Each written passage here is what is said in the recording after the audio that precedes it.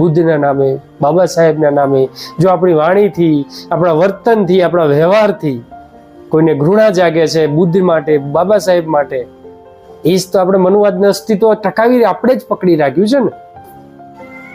આપણે એમાંથી નીકળી ગયા તો આપણા બંધુઓ પણ એમાં કઈ રીતે નીકળે, અંધશ્રદ્ધામાંથી, એ કીચડમાંથી. એના માટે ઘણા રસ્તા છે.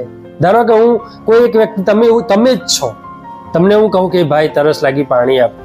પાણી માંગવાની પ્રક્રિયા છે, પ્રક્રિયા એક જ છે, મારે પાણી જોઈએ છે. એમાં હું તમને કહું છું કે ભાઈ તરસ લાગી છે, પાણી આપ. એની જગ્યાએ હું એ પાણી આપ, પછી બીજું કહું ગાઢ બોલીને હવે પાણી મોકલ. પ્રક્રિયા એ છે, મારે પાણી જ જોઈએ છે તમારી પાસે.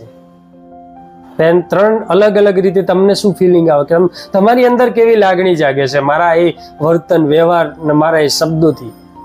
આ આપણે સમજવું પડશે. જ્યારે આપણે બુદ્ધનું નામ, બાબા